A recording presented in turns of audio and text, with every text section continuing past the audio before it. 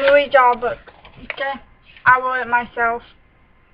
It's called The Project is Due Today, Big Brother. By me.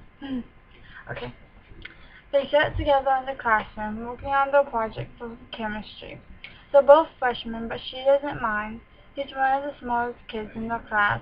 She's pretty smart too, but her dyslexia is her problem. The boy's named LaFane. LaFane Finn Franklin is his whole name. He works with his twin sister on every project they do, whatever class it is, no matter what. They're a pair of dreams together. His sister's name is Catalea. She's a pretty young lady in her 16s to 17s. Everyone calls her Katie. Her full name is Catalea Fiona Franklin. They were named after a flower and their mother's best friend, Danzy Lee Payne, her best friend to her ward. They know that their mom misses him. He died of a hypoglycemic attack. His mom, April, called her and told her the news right in the time as she was giving birth. She told her to wait to have the funeral. When she went to the funeral, there was a poem that she had already written for him. When they went to do the talking, she read it out loud for everyone to hear. She loves him a lot. He was a joy to be around to her. He came into her life when her dad had died, and she thought she had needed him. As I was saying about the kids' project, they were trying to combine certain chemicals to make it so the volcano would be a perfect volcano. It worked fine. They put the first chemical inside the volcano's top hole. There were holes in the volcano to make it look like lava falling from it. The kids were so intrigued in their chemistry project that when the bell rang, they had almost knocked over the volcano, ran out the door, and ruined all the work that they had done. They cleaned it up, did all the project's work. When the day for show and tell came, they poured out the project and slowly lowered the last chemical into the volcano. Dang, I'm tired. Into the volcano. The chemicals oozed down the volcano, spilling onto the floor in a tremendous explosion. Everybody's face went white. They never knew that someone could use chemistry to make a volcano erupt just like it would look like a real volcano would, just like Mount Primus.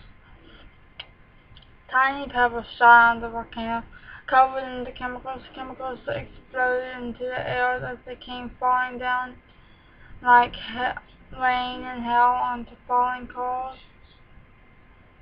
onto coals, oozing out of the holes in the volcano. It was a sight to watch.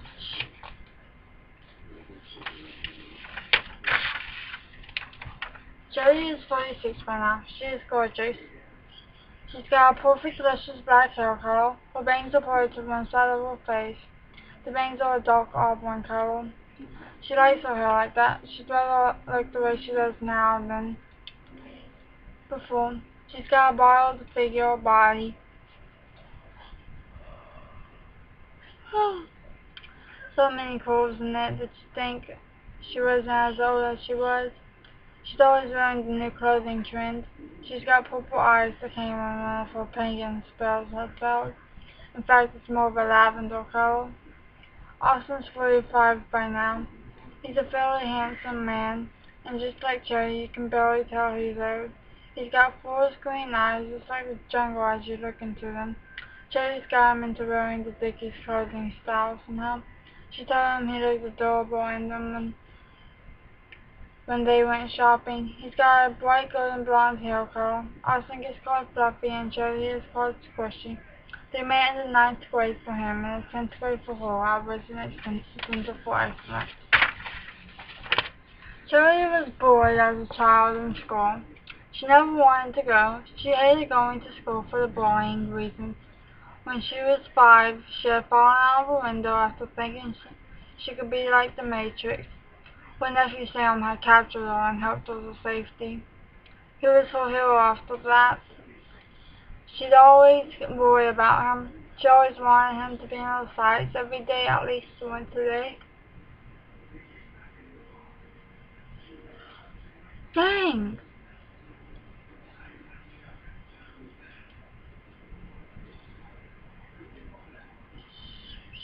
She was a caring child. None of the teachers knew why she was always being bullied in class.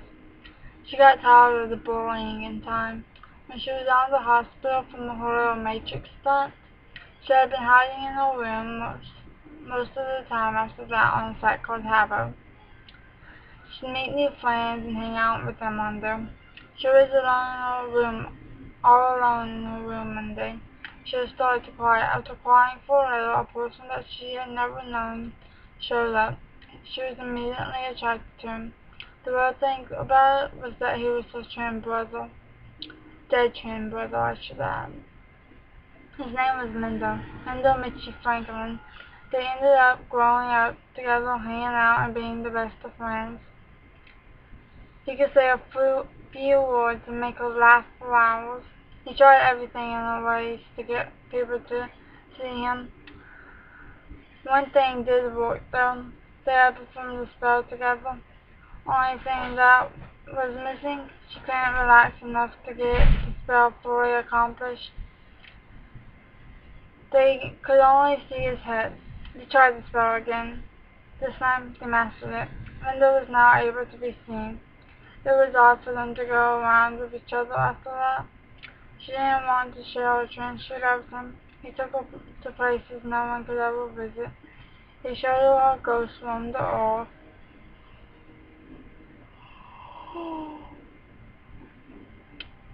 She had fallen in love with his way of living, and all she wanted to do was stay there. She'd make him take her somewhere every day.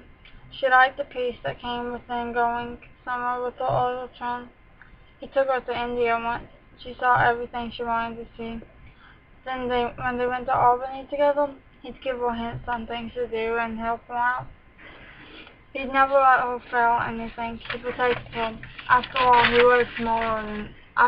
was in fact smaller than her. She didn't care though. She just liked having a brother for once. She didn't care that she was the only one who could see him. They had a lot of fun together. He told her a joke one day when she was depressed. "Hey Charles," said Linda. "Yeah, Linda, what is it, big brother?" She'd always reply to him when he asked her a question. He smiled. He'd eventually wrap his arms around her and tell his little sister, "I care about you, Charles." Charity would laugh. "Linda, you're careless some days." "You know that, right, big brother?" Linda laughed. "So, guess what?" Jody would scream, "What is it, big brother?" She'd burst into laughter, knowing what he was about to say. "And the monkey says to the cheetah, 'I don't taste good. I taste like a fat piece of dog scat.'" Linda laughed like crazy. "Ha ha ha ha." They'd roll around giggling. Awful. She stopped laughing after a while. "Big brother, why does everyone hate me?" Linda sighed. He faked a smile. And I told, "No one hates you, little sis. It's just like Naruto is all. You've been close to too many problems to think you're evil." He tried to smile toward his sister, but it wouldn't budge. "So I'm evil? How am I evil? I don't even like having people in pain. I like them being happy. I'm not evil to you, am I, big brother?" Shirley was nervous now, shaking in fear. "Oh heavens, no, Char. You're the opposite of from evil to me. You're like an angel, little sis." He managed to smile. Just smile again. "So, just 'cause I have dyslexia and dyscalculia and OCD and bipolar and Asperger's means I'm evil to people?" Thanks, Big Brother. I love you. You know that, right, Big Brother? Of course I know that, Troll. Every day, just the things I do make me know you love me. And yeah, apparently that's still an issue, Big Little Sis. Mendel announced to the Little Sister. Thanks, Lynn, Joey replied back. Linda grabbed Joey's hand with a quick shift of his feet. He was ready to take off. Let's go to Brazil tomorrow, okay, little sister? That sounds like a tremendous amount of fun, Big Brother, Joey replied. Linda had black hair, gorgeous ocean blue eyes,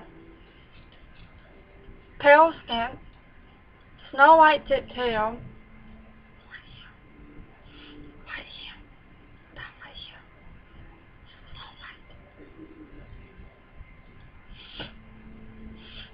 And his hoodie was brown with white fleece at the top. He always wore a white tank top. His pants were black with tie-dyed colors in them. He always wore Vans. His figure was perfect. He had a perfect temper too. No one could make him mad easily. He was very hard to make mad. He loved to play jokes and pranks with Cherry. They would have prank wars some days. If they didn't want to prank each other, they would prank the family. It was amazing, their tricks. They were something indeed. Cherry would draw for a family after a while. She tended to relax by it. It calmed her down. Everyone loved her artwork. That's where her job had taken off at.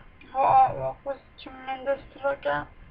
When Aunt Kay would tell her, during the summer, I'm going to put you in some more art classes. She couldn't wait for the summer after that. She'd pass every class just to get to be in the art classes. She would do anything to be in art forever. She loved art and making artwork and all that. Cherry's dad died when she was almost 15. She went back to school and she could barely focus. All she could think about was, it's my fault that he died. Why did it have to happen to me? She met a new friend a few days after he died. They hit it off and she had eventually become more happy than normal again. She didn't really think it would be a big problem. It wasn't a problem to her. That is, his name was Danzy. Danzy Lee Payne was his full name. Jody met his mom. When they met, it was different. His mother liked her. Made her feel special. Her name was April. April Payne Hensley was her full name. Danzy was so kind and so mature for his age. They were pretty calm together.